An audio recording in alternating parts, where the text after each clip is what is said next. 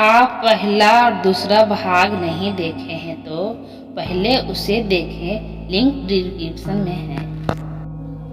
जैसे कि अपने अगले भाग में देखा कि उस डायन ने अपने पति के भाई के लड़के को मार दिया है, तो उसका पति उसे मारने के लिए तलवार लेने गया तो वह वहां पर खून ही खून दिखाई देता है। और आगे सुने। और वह वहां से चला गया। उस दिन से गांव में ऐसी घटना होने लगी। किसी की भैंस मर गई, किसी ने उसे मार डाला और उसके शरीर के अंग इधर उधर फैले पड़े हैं कि जैसे किसी ने उसे नोच नोच कर खाया हो।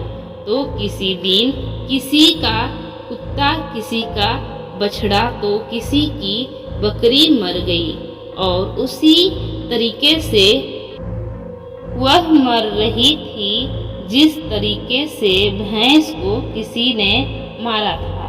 ऐसी घटना से सारा गांव परेशान था। किसी को यह समझ नहीं आ रहा था कि आखिर हो क्या रहा है।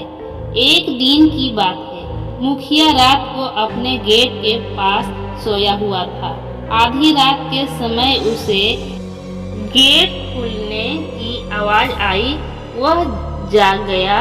उसने देखा कि एक औरत बाल बिखरे हुए आधी रात को बाहर चली जा रही थी। देखने में तो ऐसा लग रहा था कि जैसे उसको कोई खींच कर ले जा रहा हो। भादों की काली रात थी। चारों तरफ से आवाजें आ रही थी, कहीं सियार तो कहीं कुत्ते भौंकते।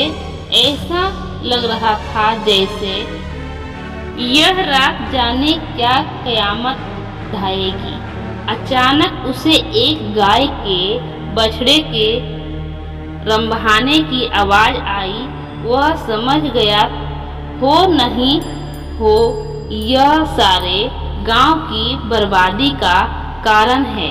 मुखिया के दिमाग में एक आइडिया आया कि क्यों न मैं चलकर देखूं कि यह कहाँ जाती है। वह उठकर चल दिया। उसने आगे चल के क्या देखा कि पड़ोसी के गाय का बछड़ा का कटा हुआ मुड़ पड़ा है और उसके धड़ को वह औरत खींचकर पीपल की ओर ले जा रही है। और ले जाकर उसने वह शब्द को दोहराया, यह लो प्यासी आत्माओं, में तुम्हारे लिए भोजन लाई हूँ। मुखिया यह सब नीम के पेड़ से छुपकर देख रहा था। एकदम वह क्या देखता है कि चार काली छाया वहां प्रकट हो गई। देखते ही देखते वह ऐसा भयानक शरीर में बदल गई कि उसे देखकर उसके शरीर के रोए खड़े हो गए। उसके ये बड़े बड़े दांत, लाल लाल आंखें, शरीर पूरा जला हुआ, बड़े बड़े नाखून, आंखें तो ऐसा चमक रही थी कि बार बार बदलने वाली लाइट जल रही हो। इतना भयानक दृश्य उसने अपने जिंदगी में कभी नहीं देखा था। इसका अगला भाग जरूर देखें।